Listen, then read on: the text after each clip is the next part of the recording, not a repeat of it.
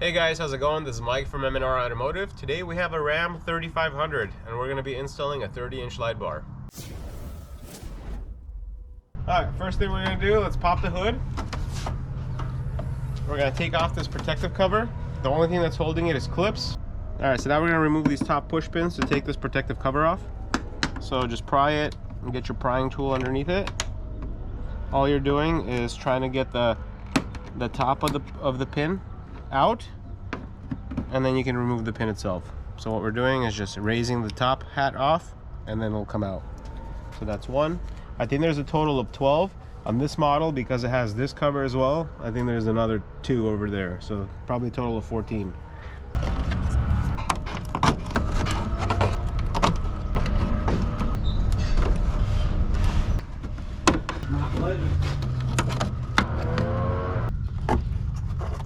Okay, that's one. Alright, so that's the last 2. Now that we removed all the push pins, we can just lift up and take this cover off. We're going to remove these 2 bolts with a push pin, and we're going to loosen up the top of the grill by removing these 4 bolts. 1, 2, 3, 4. And then the same thing on this brow. There's also 2 bolts here, as well as a push pin. It's 2. While I'm here, I'm going to go ahead and loosen this push pin. Same thing. Now the 4 that hold the top of the grill.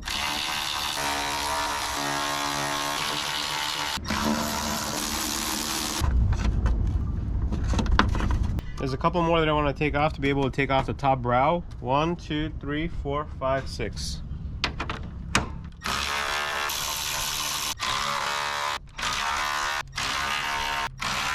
So now we should be able to separate the top brow as well as the side pieces and put them to the side. Now that we remove the brow, there's 2 more bolts, 1 on each side, that's holding the grill to the headlight. Next thing we're going to do, we're going to disconnect the camera. This vehicle has a front-facing camera, so we'll disconnect the connection here. And there's also a pin that we can remove here. It just holds the harness. So for this one, press on the pin and slide it out. Okay, so that disconnected it. And now we're just going to release this here, so that way it's not in the way. So now I'm going to go ahead and loosen this harness. The one we just unclipped, I'm going to loosen it from the radiator support, or from the shroud, just to have some flexibility of removing it. And just pry it underneath it. Get your prying tool under and just twist it left and right in order to take it out. It's so stubborn. There we go. Alright, now it's free. So now, since we got the top, let's go ahead and work on the bottom. So in order to do that, we have to remove these side pieces first. So I'm just going to pry this with a screwdriver and I'm going to pry this open. So we're just going to pry this open from here and just pry it a little bit and just use our fingers to keep tension. Okay, there we go. And after I remove the side piece, I'm going to show you all the clips. 1, 2, 3, and 4. So I'm just going to pry it here. I'm going to stick a prying tool and just kind of work it in there to kind of release that bottom pin. And then the rest will kind of uncover. This one, when you pry it open, also 4 clips. 1, 2, 3, 4. So now there's a bolt under that cover that we just removed. We got to take it out on each side. Now that we're underneath the truck, we're going to go ahead and release the grill from the bottom. There's 5 nuts that are holding it in place. We're not removing the nuts, we're just loosening them so that way it slides out from the front. 1 in the corner, 2, then there's 1 in the middle, 3, then there's 4, and then there's 1 in that corner. So there's a total of 5, and like I mentioned, you're not removing them, you're just loosening them. So I can actually, this one's even barely tightened. So I'm actually going to go ahead and grab my BAM and get it in there. It'll be a little bit easier. And the last one is in the corner. So now that we loosen those bolts from the bottom, we can go ahead and take this out. And now we're just working our way out. And we took off the bottom brow. When we released the bolts from the bottom, it gave us space to be able to take these tabs out. So we had 1, 2, 3, 4, 5, and those were the bolts that we were loosening up. And the other 2 on the passenger So the last two bolts that we're removing on each side will be these two. Let's remove the last ones. Those are the two. Now that everything is loosened up, the only thing we have to do is lift these two tabs, one on each side. You just release it here. You just remove it up, and that's it. Now that we removed all the screws on top and the bottom, the grill should come off fairly easy. You just lift these tabs and take the grill off.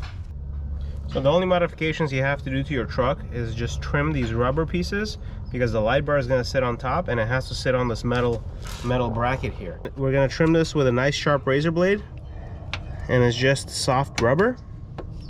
It does get a little bit harder when you go a little bit further in.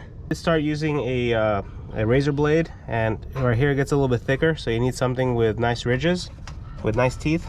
So in my toolbox I have a steak knife, so I'm gonna go ahead and use it. You can feel free to use any type of saw that you have, just to kind of take that corner off. And you can see it's fairly soft as long as you have some kind of a saw. There we go. So this is the only thing we're removing. So we just removed this corner because when we're installing the bracket, you do want it sitting on this edge. So in reality, this is only as much as you need to remove. Okay, let's go ahead and do it on the driver's side. The last thing we got to do to mount the light bar is actually use the mounting bolts in order to get our brackets on. What we're going to do, we're not going to remove these bolts, we're just going to loosen them. So the bracket will go in between, and then we can go ahead and I'm using a 14 millimeter wrench. So like I mentioned, we're not removing it, we're just going to go ahead and remove it enough so that way we can slide the M&R bracket in here, and the bracket will hold the light bar. We just loosened it enough so that way this gets slid behind the factory washer, and then we're going to go ahead and tighten that bolt back up. So I'll try to tighten it with my fingers first, and then we'll go ahead and use a wrench from the side. So I did get a ratcheting wrench, so that way we can go ahead and in tight spots and get that bolt tightened back up. So if you are having a hard time tightening it because of lack of space, one thing you can do is just peel this back to tighten this bolt back up, or you can trim this a little bit more so that way your tool can get in here and tighten the bolt. In this case we were able to do it, but it will make it easier if you actually trim a little bit more so that way your wrench can get inside. Let's do the same thing on the driver. It's a little tight, but 1/2 inch works a lot better. 1/2 inch is cross-referenced to a number 13 socket.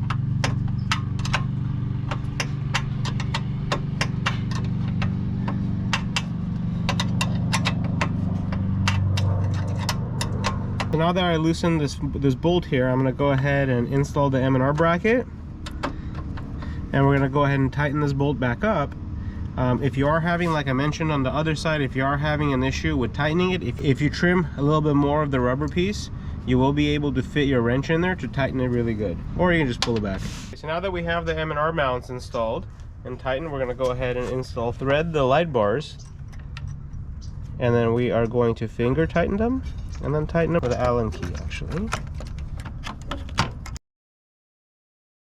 We are using a brand new product that I really love. You can purchase it on the M&R website, and it's a wireless 8-circuit control panel. The benefit of this is that you can wire everything in the engine bay around your battery, and you do not have to drag any control wires inside the vehicle through the firewall. Various stickers so that way you can identify the buttons you have. As the main power block, you get a wireless remote. There's a power strap that goes to the positive of the battery with an 80 amp fuse, and there's also a ground. We're going to remove the 4 Phillips bolts that are holding the cover. Every fuse is labeled with the amperage that it's rated for, and there's a master positive and a master ground on here. So let's go ahead and connect the positive and the negative to the module and connect it to the battery. Before I do that, I usually like to make sure that the fuse on the master wire is actually turned in the off position. So if the fuse is in line, that means there's power going through it. What we want to do, we want to break it so that makes sure it's not in line, so that way when you're wiring everything to the module, that you're not going to get electrocuted or short anything out. So one of the ends is going to go directly to the battery, and then one of the ends is going to go towards the positive terminal on the module itself. So what I'm going to do, I'm going to slide the wire underneath, I'm gonna slide this terminal under it, and I'm gonna go ahead and tighten it. Next thing I'm gonna do is the same thing with the ground terminal. So now we're ready to connect the other ends to the battery of the vehicle. So now that we have the power and the ground and the control module, let's go ahead and connect it to the battery. Keep in mind, remember that this has to be disconnected, so that way there's no power going to it. So what we're gonna do on the power side, I'm gonna go ahead and loosen it. I'm gonna slide the terminal. All right, so the power is done. Now we're gonna do the same thing to the ground. Excellent, so the only thing that's left is to connect the M&R lights to the module. If you have purchased a dual function light bar, you're actually gonna have 3 wires coming out of the light bar. You're gonna have the black wire, which is ground. You're gonna have the positive for the main light, which is white, which is the red wire, and then you're gonna have a blue wire here, which is the Amber DRL feature. If you have purchased a single function light bar, your light bar will only come with 2 wires coming out of it, which is a black and red. All right, now we put the truck back together. We're gonna go ahead and wire it. What I did, I fed this wire right through here, and then we're gonna be able to reach the controller box. So now we're gonna connect the controller to the battery to get power, connect these wires into the controller, and we're pretty much done. We'll give it a test run. All right, so now looking at the module, we're gonna go ahead and put the white function of the light bar on a 10 amp fuse, and we're gonna put the Amber DRL on a 5 amp fuse. So what I'm gonna do, I'm gonna unscrew the bolt terminal, the positive and the negative. I'm gonna screw it so that way we can put the light in. And then I'm also going to unscrew just the positive on the 5 amp. All right, so let me show you how I'm gonna wire it. I'm gonna feed my M&R wire through here, and the blue wire is gonna go on the 5 amp, the red wire is gonna go on the 10 amp. So this is the 5, and then you tighten it back up. So those are the 2 power wires, and then the black is the ground, and we're gonna fit that into the terminal on the negative side of the 10 amp fuse. Tug on the wires and make sure you have good contact, and I think we're ready to go. So let me go ahead and grab my remote, and then last thing we're gonna do is actually put this in line so that way there's energy going through the module, and now we can test it. Okay, so we used these 2 buttons on the remote to control the light bar. So if you press this button, you get the Amber DRL, and then if you press the bottom button, you get the powerful white light. Thank you very much. I know you're gonna love the product. Stay tuned, we're gonna do a night output video so you guys can see how much light it puts out on the road. Thank you guys for watching.